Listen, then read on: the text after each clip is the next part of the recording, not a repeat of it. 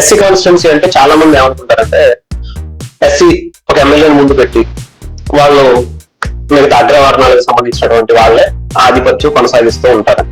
చాలా నియోజకవర్గాల్లో ఇదే పరిస్థితి. మీ నియోజకవర్గం పరిస్థితి ఏంటి సార్? అయితే మీరు ఏదైతే చెప్పారో అది 200% కరెక్ట్. అసలు ఏ విధమైనటువంటి అభివృద్ధికి నోచుకున్నటువంటి నియోజకవర్గం పి గన్నవరం. పవన్ కళ్యాణ్ గారు ఉండటం మీకు అడ్వాంటేజ్ అవుతుందా సార్? ఆయన మంత్రిగా కళ్యాణ్ గారు ఉండటం నాకని కాదు, ఈ రాష్ట్రానికి అటువంటి అసలు సమస్య ఎక్కడ ఉంది అనేది చూసి అది ఎట్టి పరిస్థితుల్లోనూ వాళ్ళకి ఆ సమస్య లేకుండా పరిష్కరించే ఏకైక పవన్ కళ్యాణ్. రావటమే జనసేన పార్టీకి వచ్చారు. ఎలా అనిపిస్తుంది సార్ వచ్చిన తర్వాత, గెలిచిన తర్వాత? బీయింగ్ ఒక ఎడ్యుకేటెడ్ అని చెప్పారు. ఎలక్షన్స్ కి ముందు ఒక 2 years ముందు పవన్ కళ్యాణ్ గారు ఏదైతే అప్పుడులో ఉన్నటువంటి గవర్నమెంట్ ని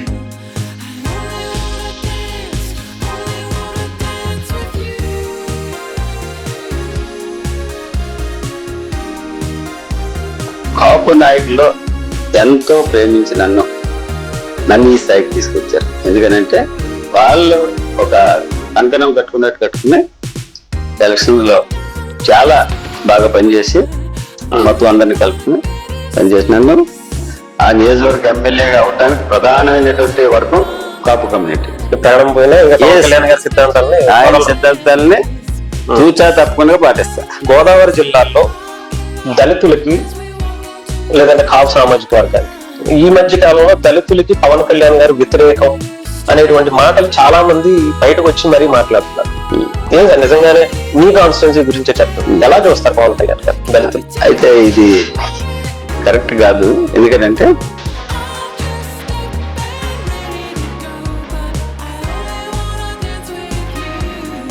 రీసెంట్ గా ఒకటి చూసాను సార్, మీరు అక్కడ ఎమ్మెల్సీ గారికి వార్నింగ్ ఇచ్చారు, వైసీపీ ఎమ్మెల్సీ గారు.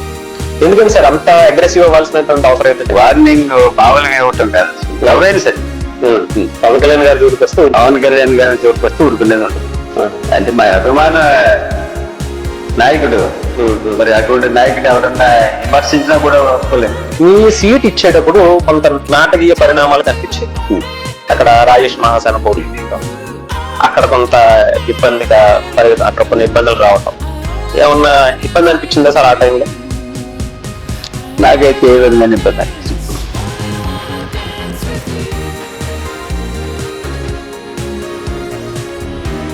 దాని గురించి ఒక మాట చెప్తాను. భారతదేశ చరిత్రలో ఏ రాజకీయ నాయకుడికి కూడా లేనటువంటి ప్రత్యేకత పవన్ కళ్యాణ్ గారు. ఏ విధమైనటువంటి అవినీతి మచ్చ లేనటువంటి వ్యక్తి పవన్ కళ్యాణ్ గారు. అటువంటి వ్యక్తి అనుసరిగా పనిచేయటం నా పూర్వజన్మ సుకృతంగా భావిస్తాను. Hi hello, welcome to current news. మనతో పాటు P Gannavaram Janasena party MLA Giddi Satyanarayana గారు ఉన్నారు. ముఖ్యంగా ఆయన ఈ 2 సంవత్సరాల్లో జనసేన పార్టీ నిలబడడానికి ఏం చేశారు, ముఖ్యంగా నియోజకవర్గ ఎమ్మెల్యేగా ఆయన ప్రస్తుత అభివృద్ధి పనులు ఎలా ఉన్నాయి, ఇవి తెలుసుకునేటువంటి ప్రయత్నం చేద్దాం. సార్ నమస్తే. నమస్తే సార్, నియోజకవర్గానికి సంబంధించి అంటే ఎస్సీ కాన్స్టిట్యున్సీ అంటే చాలా మంది ఏమనుకుంటారంటే ఎస్సీ ఒక ఎమ్మెల్యేని ముందు పెట్టి వాళ్ళు మిగతా అగ్రవర్ణాలకు సంబంధించినటువంటి వాళ్ళే ఆధిపత్యం కొనసాగిస్తూ ఉంటారని. చాలా నియోజకవర్గాల్లో ఇదే పరిస్థితి. మీ నియోజకవర్గం పరిస్థితి ఏంటి సార్? అయితే మీరు ఏదైతే చెప్పారో అది 200% కరెక్ట్.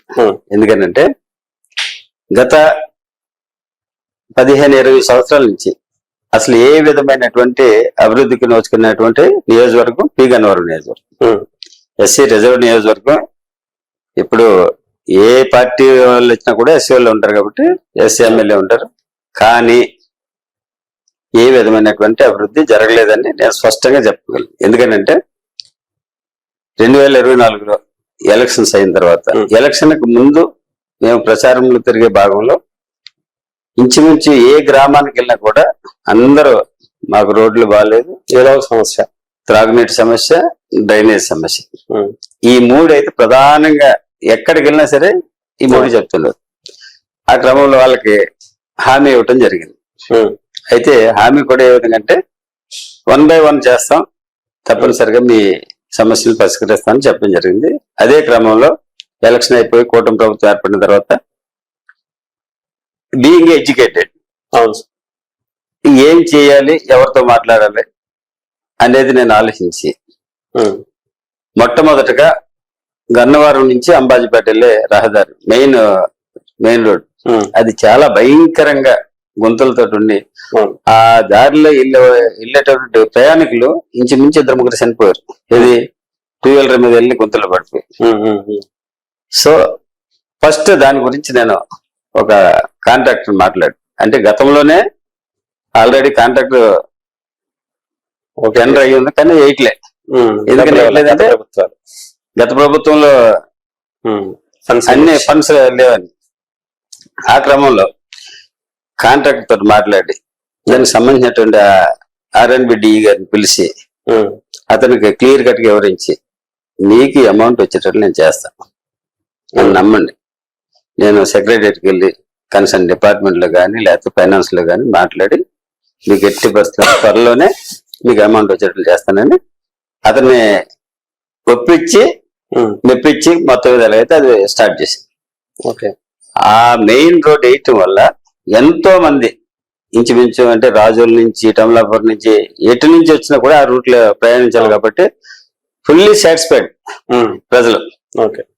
అటు తర్వాత NRGS ఫండ్స్ తీసుకుని నేను 4 మండలాల్లో ఎక్కడైతే బాగా ఇంపార్టెంట్ ఇబ్బందులతో ఉన్నారో ఆ రోడ్స్ వేయటం కూడా జరిగింది. ఈ విధంగా ఇంచుమించు 2 years లో నేను 90% రోడ్స్ అన్ని కవర్ చేశాను. ఆల్మోస్ట్ అన్ని. ఎస్, ఈ 2 సంవత్సరాల్లో. 2 సంవత్సరాల్లో. అటు తర్వాత ప్యారలల్ గా డ్రింకింగ్ వాటర్ కూడా బ్రహ్మాండంగా జల్ జీవన్ మిషన్ లో కానీ ఈ పంచాయతీరాజ్ ద్వారా మొత్తం మీద ఎక్కడ ఎవరికి ప్రాబ్లం వచ్చిందన్నా సరే డిపార్ట్మెంట్ వాళ్ళతో మాట్లాడి వాళ్ళకి ఆ ప్రాబ్లం క్లియర్ చేయటం, ఇంటికి కుళాయి ఉండేటట్లు చేయగలిగా. అంటే అది కూడా 80% కంప్లీట్ చేశా. అయితే మీన్ వైల్ ఇప్పుడు అఖండ గోదావరి జలాలని బొబ్బర్లంక నుంచి మొత్తం కోనసీమ ఏరియాకి తీసుకొస్తున్నారు. అది పైప్ లైన్ వేస్తున్నారు, గ్రాండ్ ట్రంక్ పైప్ లైన్ ద్వారాగా చేస్తున్నారు. అది కూడా ఇంచుమించు నా నియోజకవర్గంలో 17 వాటర్ ట్యాంకులు శాంక్షన్ అయినాయి.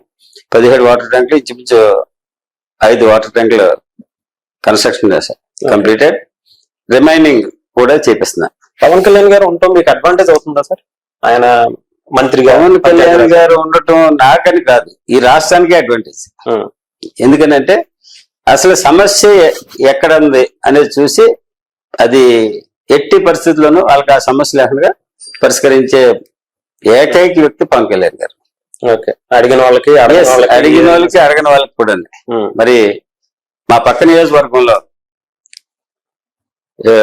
డ్రైన్ ప్రాబ్లం అదేంటంటే సముద్రం నుండి బ్యాక్ వాటర్ వచ్చేస్తూ ఉంటది, అది ఉప్పు నీరు. దానివల్ల అక్కడ ఉన్నటువంటి కొబ్బరి చెట్లు అన్ని పాడైపోయి చాలా ఇబ్బందులు గురవుతున్నారు. సేమ్ ప్రాబ్లం నా నియోజకవర్గంలో కూడా ఉంది. అయితే అక్కడ పర్సెంటేజ్ ఎక్కువ ఉన్నందుకు ఒకసారి వచ్చి చూడటం జరిగింది సార్. చూసి ఇంచుమించు ఆ నియోజకవర్గానికి 23 కోట్లు శాంక్షన్ చేసి ఇప్పుడు అదంతా డ్రైనేజ్ క్లియర్ చేస్తా ఉన్నారు. సో సమస్య ఉన్నదంటే మాత్రం తప్పనిసరిగా పవన్ కళ్యాణ్ గారు అక్కడ దాన్ని కరెక్ట్ వేలో స్పందించి క్లియర్ చేస్తున్నారు. మీరు ఇంతకుముందు డిపార్ట్మెంట్ లో పనిచేశారు, హైదరాబాద్ లో కావచ్చు, ఉమ్మడి ఆంధ్రప్రదేశ్ కావచ్చు, ఇప్పుడు కావచ్చు. రావటమే జనసేన పార్టీకి వచ్చారు. ఎలా అనిపిస్తుంది సార్ వచ్చిన తర్వాత, గెలిచిన తర్వాత? బీయింగ్ ఒక మీరు ఎడ్యుకేటెడ్ అని చెప్పారు, డిపార్ట్మెంట్ అని చెప్పారు, బీయింగ్ ఇప్పుడు ఒక ఎమ్మెల్యేగా, జనసేన ఎమ్మెల్యేగా ఎలా ఫీల్ అవుతున్నారు? ఎలక్షన్స్ కి ముందు ఒక 2 years ముందు పవన్ కళ్యాణ్ గారు ఏదైతే అప్పట్లో ఉన్నటువంటి గవర్నమెంట్ ని ప్రశ్నిస్తూ వాళ్ళు చేసే తప్పుల్ని ఎత్తి చూపించి మీరు సరి చేసుకోకపోతే తప్పనిసరిగా నేను మెయిన్ స్ట్రీమ్ లోకి వచ్చి ఇవన్నీ చేయవలసి వస్తుందని అప్పుడున్నటువంటి ప్రభుత్వాన్ని ప్రశ్నించి గలమెత్తి ఎప్పుడైతే ఈ ప్రజల్లోకి వస్తున్నారో నేను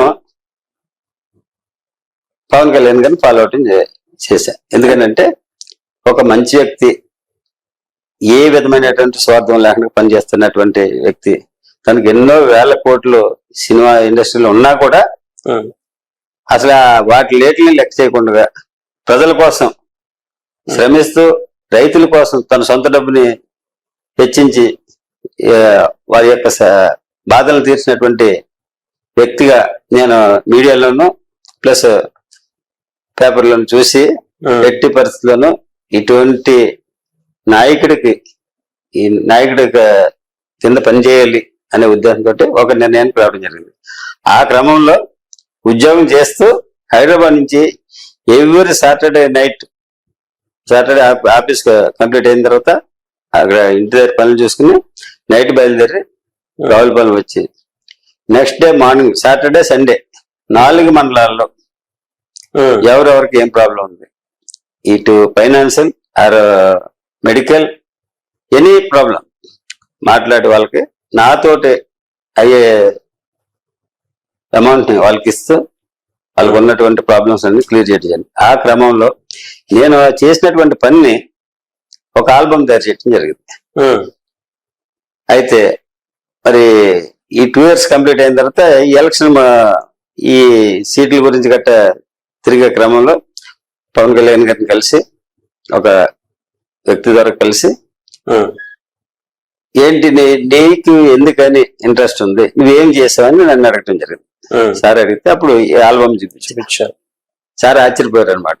నేను ఆల్బమ్ చూసి ఏంటి హైదరాబాద్ నుంచి ఎవ్రీ ఫ్రైడే నైట్ బయలుదేరి వచ్చింది ఎలా చేసామంటే it is great thing, okay సరే అయితే నేను చూస్తానని తర్వాత మరలా సార్ పిలవడం జరిగింది. అప్పుడు నేను ఒక మాట ఇచ్చాను, సార్ మీరు నాకు పి గన్నవరం సీట్ ఇచ్చినా ఇవ్వకపోయినా నేనైతే రిజైన్ చేయటానికి రెడీగా ఉన్నాను, రిజైన్ చేసి నేను పార్టీలో పనిచేస్తాను. ఓకే చెప్పారు. ఆల్రెడీ డిసైడెడ్ సార్, నేను మీతో పాటు పనిచేయటానికి నేను డిసైడ్ అయ్యాను అని చేత మీరు ఇచ్చినా ఇవ్వకపోయినా నో ప్రాబ్లం అని చెప్పేసి నేను వెళ్ళి రిజైన్ చేయటం జరిగింది. January 31st, 2024 resign. ఆ రిజిగ్నేషన్ లెటర్ ఏదైతే గవర్నమెంట్ అప్రూవ్ చేసిందో ఆ లెటర్ ని సార్కి పంపించడం జరిగింది. అది పంపిన తర్వాత విత్ ఇన్ 3 days లో నన్ను సార్ పిలిచారు. పిలిచి January 31st నాడు నేను రిజైన్ చేసిన కదా, 1st నాడు సార్కి పంపించాను. 4th కల్లా రమ్మన్నారు, 4th కి వచ్చాను. 5th నాడు ఇన్ఛార్జ్ ఇచ్చారు. నియోజకవర్గంలో ఉన్నటువంటి 4 మండలాల్లో ఉన్నటువంటి పెద్దలను పిలిచి రమ్మన్నారు. పెద్దలను తీసుకెళ్ళా. అందరూ కూడా నాకు సపోర్ట్ చేశారు. అందులో ప్రధానంగా కాపులే ఎక్కువ, కాపు కమ్యూనిటీ వాళ్ళు ఉన్నారు. కాపు కమ్యూనిటీ వాళ్ళు నేను కావాలనే, ఎందుకంటే నేను 4 మండలాలు తిరిగినప్పుడు వాళ్ళతోటే తిరిగాను. వారి యొక్క సహాయ సహకారాలు నాకు చాలా అందించారు. సో నేను చేస్తున్నటువంటి సర్వీస్ ని వాళ్ళు కూడా గుర్తించి ఈయనే కావాలి మాకు, ఈయన వచ్చి ఏదైతే నియోజకవర్గంలో తిరుగుతున్నారో అప్పటి నుంచి మాకు పైసా ఖర్చులు అండగా అన్ని కూడా ఈయన చూస్తున్నాడని పవన్ కళ్యాణ్ గారికి చెప్పడం జరిగింది. సో సార్ కూడా పాజిటివ్ గా స్పందించి ఇమీడియట్ గా నాకు ఇప్పుడు ఆ నియోజకవర్గానికి సంబంధించి కాపులతో రిలేషన్ ఎలా ఉంది సార్? కాపు నాయకులతో కావచ్చు, వీళ్ళతో కాపు నాయకులు ఎంతో ప్రేమించి నన్ను ఈ స్థాయికి తీసుకొచ్చారు. ఎందుకనంటే వాళ్ళు ఒక కంకణం కట్టుకుని ఎలక్షన్ లో చాలా బాగా పనిచేసి మొత్తం అందరిని కలుపుకుని పనిచేసి నన్ను ఆ నియోజకవర్గ ఎమ్మెల్యే అవటానికి ప్రధానమైనటువంటి వర్గం కాపు కమ్యూనిటీ. అయితే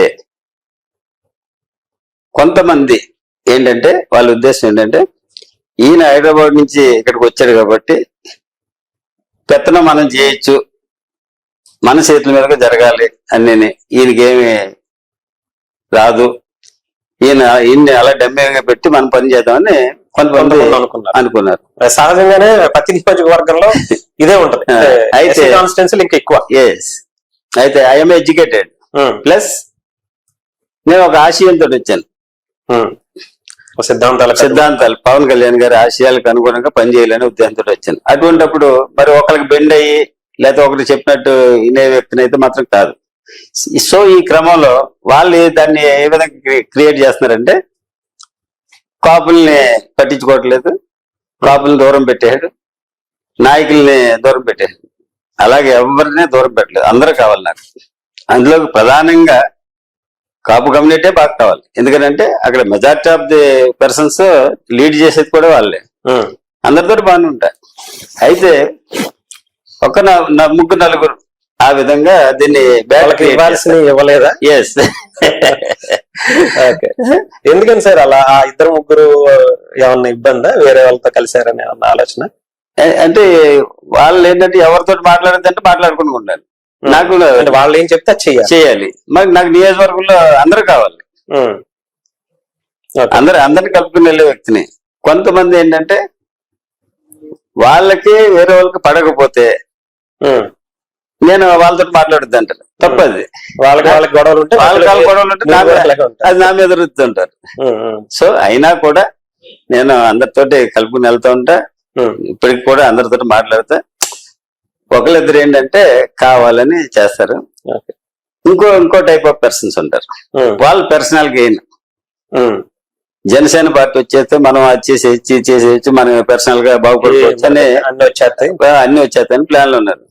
మరి నిజంగా వాళ్ళకి ఆ విధంగా విడిచిపెట్టేస్తే మరి పార్టీ పరుగు పోతుంది, పార్టీ పేరు పోతుంది.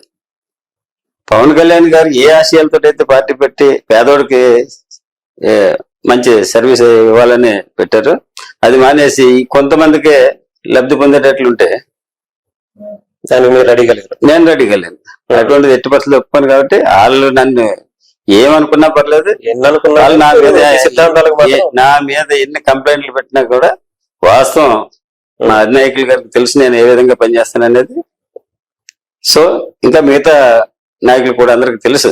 ప్రాణం పోయినా ఆయన సిద్ధాంతాలని చూచా తప్పకుండా పాటిస్తా. ఓకే సరే. ఇంకా ఎక్కువగా గోదావరి జిల్లాల్లో దళితులకి లేదంటే కాపు సామాజిక వర్గానికి ఈ మధ్య కాలంలో దళితులకి పవన్ కళ్యాణ్ గారు వ్యతిరేకం అనేటువంటి మాటలు చాలా మంది బయటకు వచ్చి మరీ మాట్లాడుతున్నారు. ఏం సార్ నిజంగానే మీ కాన్స్టిట్యున్సీ గురించే చెప్పండి, ఎలా చూస్తారు పవన్ కళ్యాణ్ గారు దళితులు? అయితే ఇది కరెక్ట్ కాదు. ఎందుకంటే ఎస్పెషల్లీ పి గన్నవరం నియోజకవర్గం మరి కాపు సామాజిక వర్గానికి 45,000 ఓట్లు. అయితే నాకు 96,000 ఓట్లు వచ్చింది. మరి మిగతా అన్ని సామాజిక వర్గాలు యాక్సెప్ట్ చేస్తే పవన్ కళ్యాణ్ గారు అంటే అందరికి ఇష్టమే. నాతో పాటు నా సామాజిక వర్గాన్ని కూడా చాలా ముందుకు వచ్చి ఓట్లు వేసినటువంటి పరిస్థితి. అయితే పార్టీ పరంగా వచ్చి తిరగలేకపోవచ్చు కానీ ఓట్లయితే కనబడుతుంది కదా. కనబడుతుంది.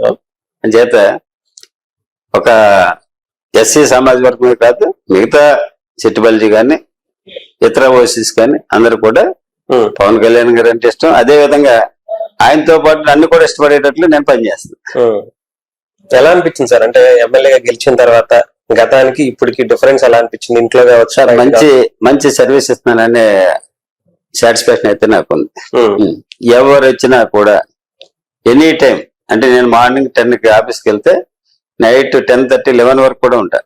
ఎవరో ఒకళ్ళు వస్తానే. సామాన్య కార్యకర్త డైరెక్ట్ గా నా దగ్గరకు వచ్చి నాకు ఈ ప్రాబ్లం ఉంది పోలీస్ స్టేషన్ ఫోన్ చేయండి, నాకు ఈ ప్రాబ్లం ఉంది హాస్పిటల్ ఫోన్ చేయండి, నాకు ఈ ప్రాబ్లం ఉంది రెవెన్యూ డిపార్ట్మెంట్ ఫోన్ లోనే టచ్ లో ఉంటారంట. మాక్సిమం ఎవరు ఫోన్ చేసినా మీరే ఫోన్ ఎత్తారండి? నేనే డైరెక్ట్ ఫోన్ చేసి ఆ వర్క్ కంప్లీట్ చేసి వాళ్ళని పంపిస్తా.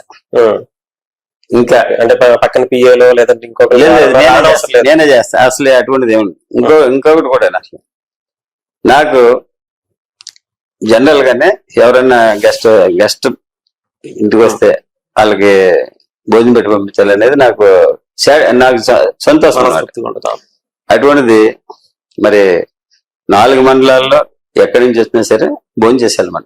కంపల్సరీ 15-20 మందికి భోజనం వండేస్తారు డైలీ. ఎప్పుడు ఏ విధమైనటువంటి స్వార్థం లేకుండా ఒక నా సాటిస్ఫాక్షన్ అది.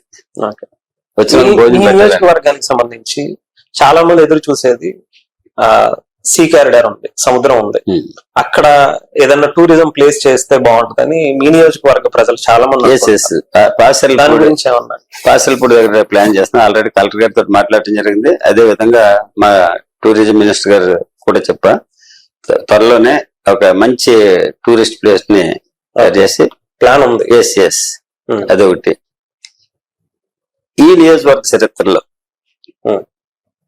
ఎప్పుడు కూడా నీటి సంఘాల్లో కానీ సొసైటీలో కానీ ఎప్పుడు కూడా ఎస్సీస్కి అవకాశం లేదు. ఆ, కానీ నేను ఈ ఛాన్స్ లో నీటి సంఘ అధ్యక్షుడిగా ఒక ఎస్సీకి ఇచ్చా, ఉం, డీసీగా ఉం, ఒక ఎస్సీకి ఇచ్చా. అంతేకాకుండా మరి పిఎస్సిఎస్ చైర్మన్స్ ఆ, నియోజకవర్గంలో 26లో 23 కాపు సామాజిక వర్గానికి ఇవ్వడం జరిగింది, ఉం. మెజారిటీ. 2 బీసీకి ఇవ్వడం జరిగింది, ఉం, ఒకటే ఎస్సీకి ఇచ్చి. ఉం, మెజారిటీ ఆఫ్ ది పోస్ట్ ఏవైనా సరే కాపు సామాజిక వర్గానికి ఇవ్వడం. ఓకే. నా దగ్గర లెక్కలు వాళ్ళ ఉన్నాయి, గౌరవం వాళ్ళకి ఇస్తున్నారు. నా దగ్గర లెక్కలు ఉన్నాయి. ఉం, నా దగ్గర అసలు ఆఫీస్ లో కూర్చుంటే వచ్చి నా ముందు కూర్చున్నదంతా కాపులే. ఇంకా కాపులు ఎక్కడ దూరం పెడతా? ఉం, ఉం. అదే ఎస్సీస్ చిన్న చిన్న పనులు ఎక్కడి నుంచి వచ్చి నాకు అయ్యా నేను హాస్పిటల్కి వచ్చాను లేకపోతే పోలీస్ స్టేషన్కి వచ్చాను, అంతకంటే వాళ్ళకి ఏం పనులు. అంతే. అవును, ఎవరికైనా అయ్యాం. మేజర్ వర్క్స్ అన్ని తీసుకునేది వెళ్ళే అవును. ఒక కాంట్రాక్టర్ కానీ ఇంకోటి కానీ ఏదైనా సరే వీళ్ళు తీసుకుని ఉం, వాళ్ళ సింపుల్ సాటిస్ఫాక్షన్ వాళ్ళది. ఉం, ఉం. ఎవరిది? ఎస్ఎస్ది. Yes, ఉంది. ఇంకా ఇకపోతే మరి గంటి పెదపొడి మా పి గన్నవరం మండలంలోనే ఉం, నా స్వగ్రామం మూడు లంక. ఉం. దానికి రహదారి ఉండదు, అసలు ఏ విధమైనటువంటి మీ చిన్నప్పటి నుంచి ఇప్పటికి. గోదావరిలో దిగొచ్చేవాళ్ళు ఉం, చరిత్రలో ఎప్పుడు ఊహించలేదు అది. ఉం. మరి అక్కడ పవన్ కళ్యాణ్ గారి దయ వల్ల బ్రిడ్జి కన్స్ట్రక్షన్ చేస్తారు. బ్రిడ్జ్ కూడా కట్టారు లంక గ్రామానికి.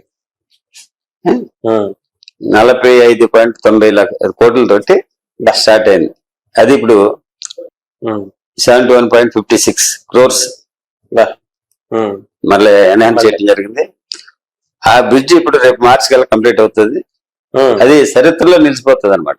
మీ పుట్టిన గ్రామానికి మీరు ఎస్, మీ గౌరవాన్ని ఇస్తారు. ఇంచుమించు ఊడుమూడు లంక, పెదపూడి లంక, అరుగులవారిపేట, ఉం, బూరుగువారి లంక అంటే 4 లంక గ్రామాలు కనెక్ట్ అవుతూ ఉంటాయి.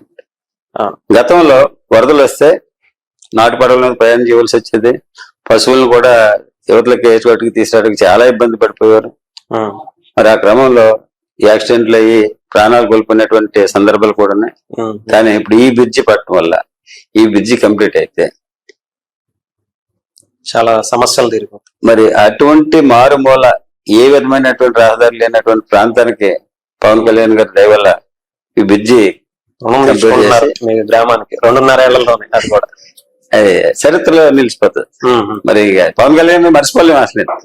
మీ నియోజకవర్గానికి సంబంధించి ఈ 2.5 సంవత్సరాల్లో ఏం చేశారు సార్? ఒక్క 1 minute లో మీరు ఎన్ని కార్యక్రమాలు చెప్పగలుగుతారు?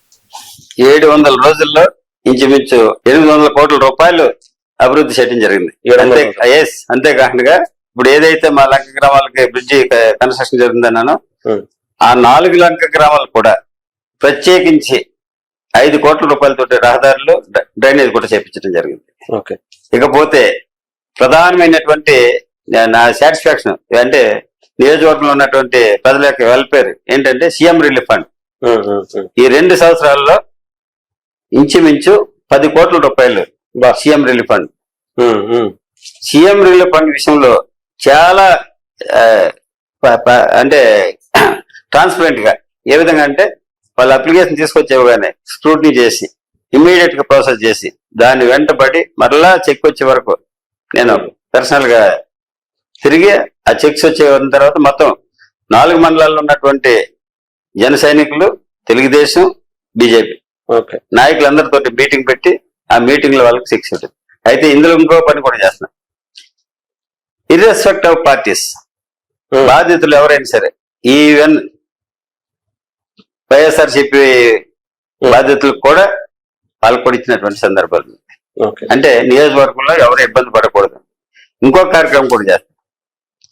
పవన్ కళ్యాణ్ గారి మీద నాకు ప్రేమతోటి పవన్ అన్న నేత్రద 6 అని అంటే కంటి ఆపరేషన్స్ నా సొంత డబ్బులతోటి ఖర్చు పెట్టి వాళ్ళకి కంటి ఆపరేషన్ చేపించి కళ్ళజోళ్ళు సప్లై చేస్తారు. చేస్తారు. పోతే మెడికల్ సర్వీసెస్ పవనన్న ఆరోగ్య భరోసా అనే ఒక ప్రోగ్రాం పెట్టి మొత్తం 4 మండలాలు అన్ని గ్రామాల్లో తిరిగి మీటింగ్ పెట్టి వాళ్ళకి ఏవైతే ప్రాబ్లమ్స్ ఉన్నాయో టెస్టులు చేపించి వాళ్ళకి మెడిసిన్స్ అన్ని కూడా నా సొంత డబ్బులతో. ఓకే. ఈ విధంగా పవన్ కళ్యాణ్ గారి తోటి నేను అంటే ఆయన అక్కడ ఏ విధమైనటువంటి అభివృద్ధి చేస్తున్నారో ఆయనతో పాటు పోటీ పడాలనే ఉద్దేశంతో నేను ఇన్ని కళ్యాణ్ గారే పోటీ మీకు. ఎస్, పిఠాపురం పవన్ కళ్యాణ్ గారికి మీకు కంపారిజన్ చేసుకుంటూ చేస్తున్నారు అభివృద్ధిలో కూడా. రైట్ సార్, మీ నియోజకవర్గానికి సంబంధించి జన సైనికుల పరిస్థితి ముఖ్యంగా వాళ్ళు ఎలా ఉన్నారు ఇప్పుడు ప్రజెంట్? మీ మీద ఏమన్నా ఇబ్బందిగా ఉన్నారా, సాటిస్ఫాక్షన్ గానే ఉన్నారా? మీరు ఏమనుకుంటున్నారు వాళ్ళ గురించి? నేనైతే హ్యాపీ, ఎందుకంటే అందరితోటి నేను కలిసిమెలిసి ఉంటాను, అందరూ కావాలనుకుంటాను కాబట్టి ఎవరికి ఏ విధమైనటువంటి అవసరం వచ్చినా ఇమీడియట్ గా రెస్పాండ్ అవుతాను కాబట్టి నేను అక్కడ పార్షియాలిటీ అనేది చూడను. ఏ విధమైనటువంటి పార్షియాలిటీ ఉండదు. ఆ ప్రాబ్లం తోటి వచ్చినటువంటి వ్యక్తినే చూస్తాను తప్పించి అతను ఏంటి కమ్యూనిటీ లేకపోతే ఇంకోటి అనేది మాత్రం ఎట్టి పరిస్థితుల్లో చూడను. ఈవెన్ నన్ను విమర్శించే వ్యక్తికి ఏదైనా అవసరం వచ్చినా కూడా అతనికి కూడా నేను హెల్ప్ చేస్తాను. అంటే జన సైనికులకి ఎప్పుడు కావాలంటే అప్పుడు 24 hours అందుబాటులో ఉంటా. నైట్ 12 గంటలకు కూడా ఫోన్ చేసినా కూడా నేను రెస్పాండ్ అయ్యి నేను వాళ్ళకి ఏం కావాలో చూస్తాను. ఓకే. వాళ్ళకి ఏమైనా కష్టాలు వచ్చినా వెంటనే నిలబడిసరిగా. రైట్. ఇకపోతే రీసెంట్ గా ఒకటి చూసాను సార్, మీరు అక్కడ ఎమ్మెల్సీ గారికి వార్నింగ్ ఇచ్చారు, వైసీపీ ఎమ్మెల్సీ గారికి. ఎందుకని సార్ అంత అగ్రెసివ్ అవ్వాల్సినటువంటి అవసరం ఏంటి? ఎందుకంటే మీరు చాలా కామ్ గా మీ పని మీరు చూసుకుంటారు. ఒక సందర్భంలో వైసీపీ ఎమ్మెల్సీ గారు అయినటువంటి ఇజ్రాయెల్ గారు ఆయన ఏంటంటే పవన్ కళ్యాణ్ గారి గురించి కొద్ది అనరాని మాట అంటే జరిగింది. ఈయన చంద్రబాబు నాయుడికి బాల్యతనం చేస్తాడంట. మా నాయకుడిని ఎవరన్నా అంటే ఏ స్థాయిలో ఉన్నవైనా సరే ఊరుకునేది ఉండదు. ఓకే. వార్నింగ్ ఇచ్చారు. వార్నింగ్ మామూలుగా ఇవ్వటం కాదు, అసలు ఎవరైనా సరే పవన్ కళ్యాణ్ గారి జోలికి వస్తే ఊరుకునేది ఉండదు. అంటే మా అభిమాన నాయకుడు, మరి అటువంటి నాయకుడు ఎవరన్నా విమర్శించినా కూడా ఒప్పుకోలేము. సార్, జన సైనికుల గురించి ఒక్క మాటలో, అంటే మీ నియోజకవర్గం మాత్రమే కాదు రాష్ట్ర వ్యాప్తంగా జన సైనికుల గురించి మీరు ఒక మాటలో చెప్పాలంటే ఏం చెప్తారు? నిజంగా చెప్పాలంటే చాలా ఆనందంగా ఉంటది.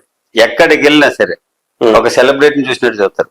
జనసేన పార్టీ ఎమ్మెల్యే అంటే ఎంతో గౌరవించి ప్రాణం ఇచ్చేస్తారు. అసలు వాళ్ళు ఎవరో కూడా తెలియదు. అసలు అటువంటి క్రమంలో వాళ్ళు చూపేటటువంటి ఆదరణ, చూపేటటువంటి ప్రేమ అసలు చెప్పలేము అన్నమాట. అంటే జనసేన పార్టీలోకి రావటం వల్ల మనకి ఎంత గౌరవం వచ్చిందని నేను చాలా హ్యాపీ, చాలా గర్వంగా ఫీల్ అవుతాను. ఓకే. జనసేనకు సంబంధించి మీ నియోజకవర్గంలో బాగా కష్టపడిన వాళ్ళ పేర్లు ఏమైనా చెప్పగలుగుతారు? పేరు అలా అని కాదు, ఎలా ఇంచుమించు చిన్న స్థాయి ఉన్న లాస్ట్ ఎలక్షన్ లో అన్ని వర్గాలు చాలా కష్టపడి పనిచేశారు. మరి ఎన్నడూ లేనటువంటి మెజార్టీ పి గన్నవరం నియోజకవర్గ చరిత్రలో 33,367 మెజార్టీ, అసలు 20,000 దాటలేదట ఇప్పుడు ఆ నియోజకవర్గం ఏర్పడిన తర్వాత. మీరు పోటీ చేసినప్పుడు క్యాంపెయినింగ్ కి ఎలాంటి వాళ్ళు వచ్చేవాళ్ళు సార్ జనసేన తరఫున? జనసేన మొత్తం అందరూ వచ్చేవారు. అంటే చిన్న వ్యక్తులు అసలు ఏజ్డ్ పర్సన్స్ కూడా వచ్చేవారు. అసలు పవన్ కళ్యాణ్ గారు అంటే పెద్దోళ్ళే చాలా ఇష్టపడతా ఉంటారు. ఆటోమేటిక్ గా యూత్ అయితే ఎప్పటికీ అసలు విడిచిపెట్టలేరు. సార్ కూడా ఏమంటారంటే ఎక్కడ ఏ మీటింగ్ వెళ్ళినా సరే జన సైనికులే నా బలం, వాళ్ళ వల్లే నాకు ఈరోజు ఈ విధంగా ఉన్నా అంటారు. అయితే మీటింగ్ అయిపోయిన తర్వాత వాళ్ళు క్షేమంగా ఇంటికి వెళ్ళాలని ఆయన కోరుకు లాస్ట్ లో కంపల్సరీ చెప్తారు. అంటే ఇంటి పెద్ద పిల్లల్ని ఏ విధంగా చూస్తారో ఆ విధంగా ఆదరిస్తారు. లేకపోతే పార్టీ లేదు సార్. ఇంకా లాస్ట్ గా మీ సీట్ ఇచ్చేటప్పుడు కొంత నాటకీయ పరిణామాలు కనిపించాయి. అక్కడ రాజేష్ మహాసేన పోటీ చేయడం, అక్కడ కొంత ఇబ్బందిగా అక్కడ కొన్ని ఇబ్బందులు రావటం, ఏమన్నా ఇబ్బంది అనిపించిందా సార్ ఆ టైంలో? నాకైతే ఏ విధమైన ఇబ్బంది అనిపిస్తుంది. వాస్తవం చెప్తున్నా, నాకు ఇన్ఛార్జ్ ఇచ్చారు, అలాగే ప్రజల్లో తిరుగుతున్నాం. ఈ లోపల 10-15 days కి సీట్ అనౌన్స్ చేశారు. నేను జస్ట్ ఆ రోజు హైదరాబాద్ వెళ్ళా. ఈ జనాలు తిరిగి ఒక 2 days పిల్లల దగ్గరికి వెళ్దామని హైదరాబాద్ వెళ్ళాను. నైట్ బయలుదేరి వెళ్ళా, తెల్లవారేటప్పటికి అనౌన్స్ చేశారు. ఇక్కడ నుంచి ఫోన్ మీద ఫోన్ నేను చెప్పా, ఏం కంగారు పడద్దు, ఓకే ఎవరికైనా కూటమిలో ఉన్నాం, ఎవరికి ఇచ్చినా ఒకటే, నాకైతే అప్పటికి మహాసేన రాజేష్ అనేది ఎవరో కూడా తెలియదు. రైట్. సో ఇక వీళ్ళందరూ గొడవ పెడుతుంటే వచ్చా. 3 days పోయిన తర్వాత వచ్చా. 3 days పోయిన తర్వాత వస్తే మీడియా వాళ్ళందరూ వచ్చి అడిగారు, మీరేమంటారు, అసలు మీకే సీట్ అన్నారు కదా అంటే, సారీ నేను ఏమన్నా, మా నాయకుడు ఏది చేస్తే దానికి నేను కట్టుబడి ఉంటా. అసలు నేను పార్టీలోకి వచ్చే ముందే చెప్పాను, మీరు నాకు సీట్ ఇచ్చినా ఇవ్వకపోయినా నేను ఈ పార్టీకి పనిచేస్తాను, మీకు ఎందుకు పని చేయడానికి నాకు ఇష్టపడే వస్తున్నానని చెప్పాను. అంచేత నేను ఒక్క మాట మాట్లాడినా. అయినా అది జనసేన ముఖ్యంగా గెలిచిన చాలా పంచాయతీలు కావచ్చు, ఇవన్నీ ఉన్నాయి అని చెప్పడం జరిగింది. తర్వాత మరి అంటే ఇక్కడ ఉన్నటువంటి పరిస్థితులను బట్టి మరి అధిష్టానం ఏం నిర్ణయించుకున్నారు, అతను క్యాన్సిల్ చేసి నాకు, నేను ఎప్పుడు మహాసేన రాజేష్ గురించి కానీ లేక ఆ సీటు గురించి కానీ ఆ రోజు నుంచి ఈ రోజు వరకు ఒక్క మాట కూడా అన్నాడు. నాకు అతను శత్రువు కాదు, అలాగని బాగా క్లోజ్ కాదు. ఇంకొకటి, నేను ఐఎమ్ నాట్ ఏ పొలిటీషియన్. అంచేత ఏంటంటే ఎదుటి వ్యక్తిని విమర్శించడం అనేది నేను చేయను, మీ పద్ధతి కాదు. నా పని నేను చేసుకుపోతా ఉంటే తప్పించి ఎదుటి వ్యక్తిని విమర్శించను. అదే విధంగా మరి ఈరోజు నియోజకవర్గంలో చాలా బ్రహ్మాండమైనటువంటి డెవలప్మెంట్ చేయడం జరిగింది. ఇప్పుడు ఈ బ్రిడ్జి 71.56 crores తోటి చేస్తామని చెప్పాం కదా. అదే విధంగా 14 కోట్ల రూపాయలతోటి అప్పనపల్లి కాజ్వే, దొడ్డవరం, పెదపట్నం లంక, పాసరలపూడి ప్రజలు ఎన్నో కొన్ని ఏళ్లుగా ఆ కాజ్వే కోసం ఎదురు చూసినటువంటి పరిస్థితి, ఎవరు చేయలేనటువంటి క్రమంలో నేను వచ్చిన తర్వాత దాన్ని శాంక్షన్ చేపించి ఇప్పుడు ఆల్రెడీ కంప్లీట్ అయ్యాడు. ఇక త్వరలోనే అది కూడా ప్రారంభిస్తాం. అంటే ఈ 5 ఏళ్లలో మ్యాసివ్ చేంజెస్ తీసుకొస్తారు. అసలు ఇంకా మరలా ప్రజలు మాకు ఇది కావాలని అడగకుండా జీవితాంతం గుర్తుపెట్టుకునేలా చేసుకుంటున్నారు. ఇంకోటి కూడా చెప్తున్నా, ఇదే విధంగా ఐనవేలు మండలంలో ఐనవేలు లంకకి ముక్తేశ్వరానికి ఈ వరద వచ్చినప్పుడు మొత్తం దారి బంద్ అయిపోతుంది. అక్కడ కూడా మరపడవల మీద వెళ్ళవలసి ఉంటుంది. అక్కడ కూడా ఇంచుమించు 8 కోట్లతోటి కాజ్వే శాంక్షన్ చేయించా. త్వరలో అది కూడా రిలీజ్ చేస్తారు. ఇదంతా ఏంటంటే మా పవన్ కళ్యాణ్ గారి దయ వల్ల మీ మార్కు, జనసేన మార్కు చూపిస్తున్నా. ఒక పక్క పవన్ కళ్యాణ్ గారి పిఠాపురంలో, ఇంకో పక్క పి గన్నవరంలో. రైట్.